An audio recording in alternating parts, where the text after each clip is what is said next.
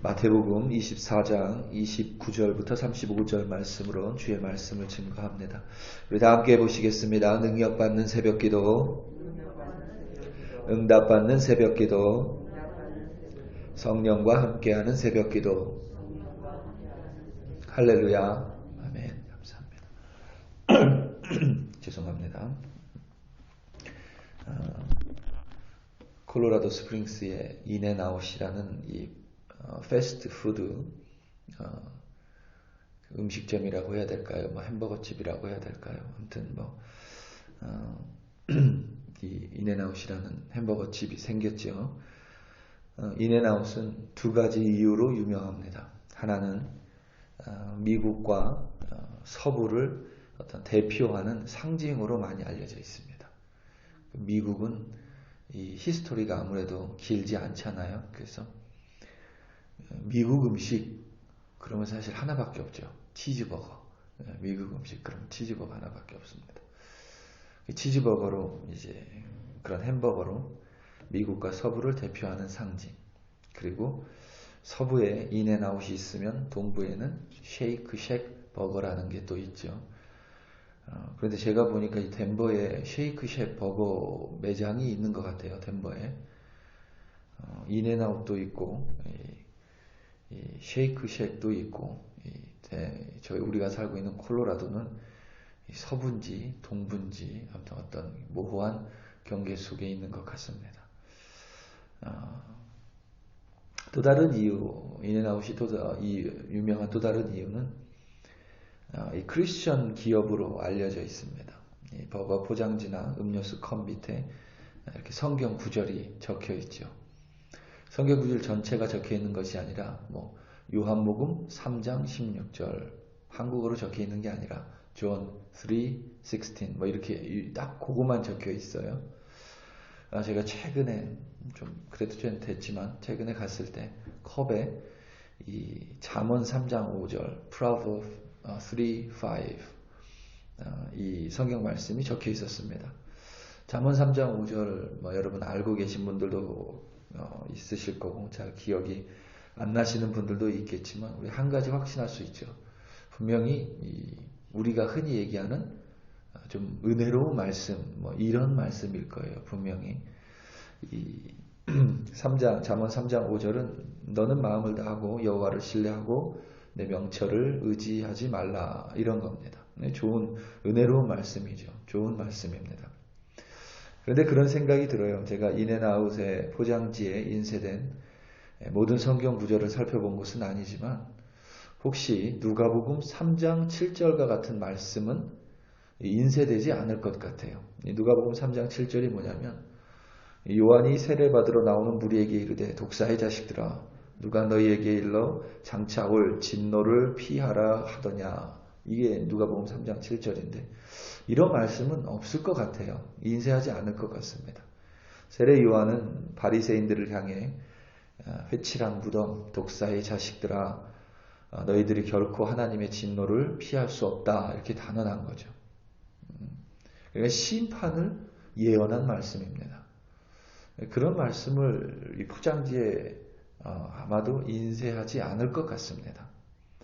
이런 말씀이 적힌 말씀 액자도 사실 없죠. 우리가 보는 대부분 말씀 액자들도 우리 귀에 듣기에 또 읽기에 아주 좋은 말들, 은혜로운 성경 말씀으로 되어 있습니다. 물론 그런 것이 잘못됐다는 것은 아닙니다. 그런 말씀들이 우리를 위로해 주기 때문에 잘못된 것은 아닙니다. 저희 집에도 좋은 말씀, 흔히 말해서 은혜로운 말씀이 이렇게 많이 걸려 있습니다. 잘못된 것은 아니지만 우리가 그것이 말씀의 전부가 아니라는 사실은 반드시 기억하고 살아야 합니다. 때때로 우리는 말씀을 죄송합니다. 때로는 우리는 말씀을 우리 구미에 맞게 취사하는 경향이 있다는 사실을 우리는 반드시 기억해야만 합니다. 마치 음식점에서 주문을 하면서 내가 좋아하는 것들만 넣고 내가 싫어하는 것들은 빼달라는 것과 흡사 비슷합니다.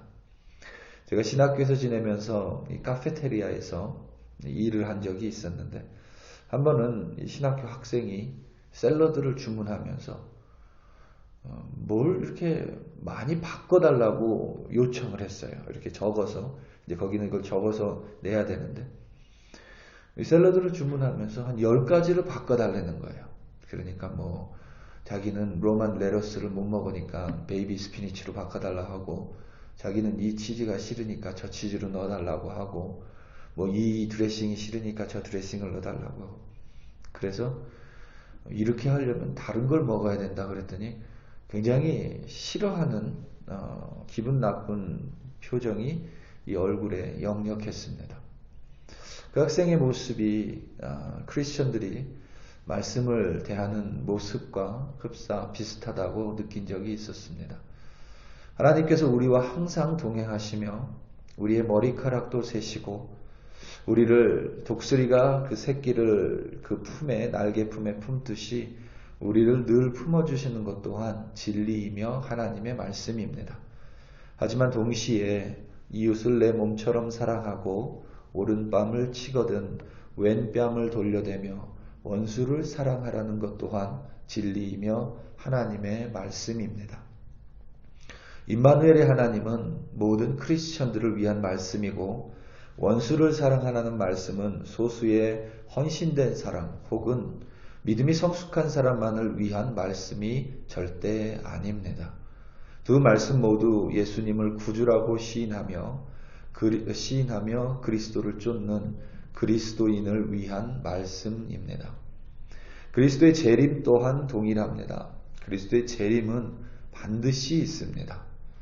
그리고 그 재림이 있기 전에 세상에는 창세 전부터 단 한 번도 없었던 큰 환난과 징조가 있을 것이라고 하나님 말씀 자체이신 예수님께서 단언하셨습니다.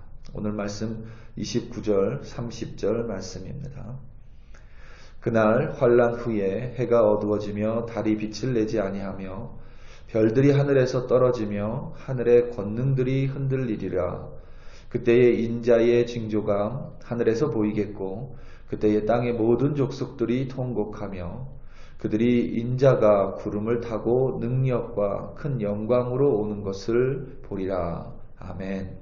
여러분 특별히 마태복음 24장을 읽으면서 조금 헷갈리실 수 있는데 마태복음 24장은 중의적인 의미가 있습니다. 그러니까 두 가지의 의미가 있습니다. 무슨 말이냐면 예수님께서 주후 70년에 제2성전이 무너지는 것과 동시에 예수님의 재림을 같이 설명하고 있기 때문에 우리가 읽으면서 이게 재림에 관련된 것인지 혹은 성전이 무너지는 것에 관련된 것인지 헷갈릴 수가 있는데 성전에 무너지는 것도 의미하는 것이고 또 세상 끝에 예수님이 다시 오는 것도 의미하는 것입니다. 그래서 마태복음 24장을 읽을 때는 이 두 개를 다 고려하면서 읽으면 더 유익할 줄로 생각이 듭니다. 사람들은 이 세상에서 살아가는 데에만 하나님을 필요로 합니다. 이 세상에서 발생하는 여러 문제들에 대해서만 하나님을 필요로 하는 경향이 있습니다. 그래서 재림에 관해서는 별 관심이 없습니다. 더군다나 이단들이 항상 재림에 대해서 잘못된 사상을 전파하는 바람에 일반 그리스도인들은 재림에 대해서 별 관심을 두지 않고 오히려 재림 이야기를 잘못하면 좀 이상한 사람으로 취급받을 때도 있습니다. 요즘에 한국에 중국에서 오는 이단 사상들 때문에 조금 시끄럽습니다. 아직 콜로라도에는 들어온 것 같지 않은데 여러분 그냥 알아두시기 바랍니다. 동방번개라는 참 이름도 특이한데 동방번개라는 이단이 있고 또 전능신교라는 이단이 있습니다. 그래서 조금 한국에서 시끄럽다고 하는데 기회가 되면 좀 설명하는 시간을 갖도록 하겠습니다. 아무튼 이단들은 항상 이 재림을 이용합니다. 그래서 사람들에게 두려움을 줍니다. 그래서 그 두려움 때문에 일상의 삶을 포기하게 만들고 맹목적인 어떤 그런 잘못된 믿음을 갖도록 사람들을 조정합니다. 성경은 재림에 대해서 그리스도인들을 조정하지 않습니다. 성경이 이야기하고 있는 것은 재림이 반드시 있다는 사실입니다. 단순히 요한계시록에만 기록된 것이 아니라 창세기부터 전체에 이르기까지 성경 주제 속에서 재림은 항상 포함이 되어 있습니다. 신약뿐만 아니라 구약의 선지서에서도 재림은 묘사되어 있습니다. 신약의 사도들은 항상 그리스도의 재림을 기억하고 매일매일 예수님과 동행하며 최선의 삶을 살았습니다.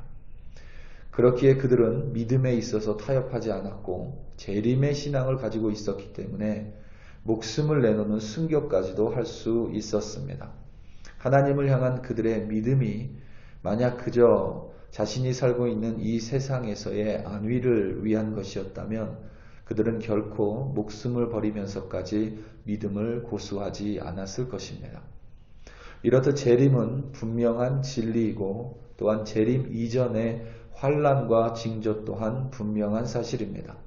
그렇다면 우리 또한 성경 속 믿음의 선배들처럼 재림과 환난을 분명히 인식하며 오늘을 살아야 하는 줄로 확신합니다.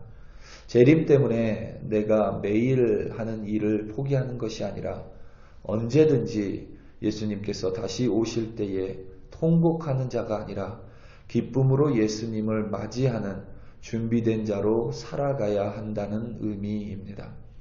왜 매일이 준비가 돼야 하느냐면 예수님께서 언제 다시 재림하실지 아무도 모르기 때문입니다. 우리의 생각보다 예수님이 더 빨리 오실 수도 있고 우리의 생각보다 더 늦게 오실 수도 있습니다. 오늘 본문 이후에 나오는 주인과 종의 비유, 열 처녀의 비유가 그것을 명확하게 설명해주고 있습니다. 우리 사랑하는 성도 여러분, 항상 우리와 함께 하시는 전능하신 하나님으로 인해 위로받는 것은 참 좋습니다. 그것은 그리스도인의 특권입니다. 선택받은 이들만 누릴 수 있고 가질 수 있는 소망입니다. 하지만 그것이 전부가 아니라는 사실을 우리는 기억하기 원합니다. 예수님께서 언제 다시 오시건 준비돼 서 있도록 우리는 오늘도 부단히 하나님의 모든 말씀에 순종할 것입니다. 언제든지 마라나타 주 예수여 어서 오시옵소서가 우리의 매일의 고백이 되기를 예수님의 이름으로 축원합니다. 우리 다 함께 기도하시겠습니다. 이 시간 특별히 오늘 있을 금요 기도회를 위해 함께 기도합니다. 그리고 주일에 있을 주일 예배를 위하여 함께 기도합니다. 여전히 팬데믹으로 인해 어려운 상황이지만 조금씩 하나님께서 어둠 가운데 빛을 비춰주십니다.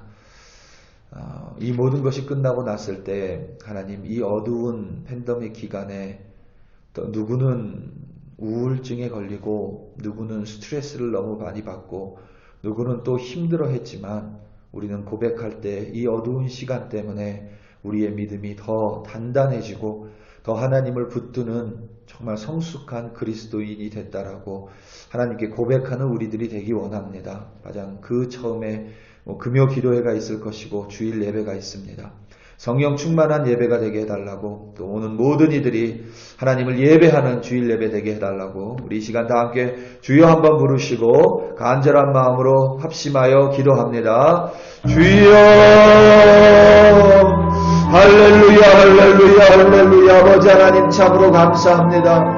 하나님 오늘도 우리 한 사람 한 사람 하나님의 전으로 불러주시고 하나님 함께 기도하게 해주시니 참으로 감사합니다. 단순히 아버지 하나님 오늘 하루 잘 살게 해달라는 기도가 아니라 오늘 하루도 주 예수께서 어서 오시옵소서라는 고백을 가지고 오늘도 준비된 자로 하나님 순전한 자로 살아갈 수 있도록 성령께서 도와주시옵소서. 오늘도 아버지 하나님 내 뜻이 아니라 나를 통하여 하나님의 뜻이 이루어지게 하여 주시며 나를 통하여 예수 그리스도의 사랑이 우리 가족에게 또 이웃에게 또 우리 교회에 하나님 전달될 수 있도록 나를 사용하여 주시옵소서. 오늘 있을 금요 기도회를 주님 손에 올려드리고 주일 예배를 주님께 맡겨드립니다. 아버지 하나님 수고하고 헌신하는 손길들 기억하여 주시며 함께 모이는 자들 또한 기억하여 주사 하나님을 만나는 기도회 되게 하시고 하나님의 음성을 듣는 기도회 되게 하여 주시옵소서. 또한 우리의 마음이 흐트러진 마음이 다시 한번 주님을 향하는 예배 되게 하시고 하시고 결단하는 예배 되게 하시며 그리하여 하나님 전능하신 하나님과 동행할 뿐만 아니라 하나님의 말씀에 순종하겠다고 결단하는 하나님을 따르겠다고 결단하는 금요 기도회 예배 주일 예배가 될 수 있도록 성령께서 인도하시고 역사하여 주시옵소서. 오늘도 우리 글로리교회 성도들 어디 있든지 주여 주님 동행하여 주시고 하나님께서 함께하여 주시옵소서. 할렐루야 할렐루야. 아버지 하나님 참으로 감사합니다.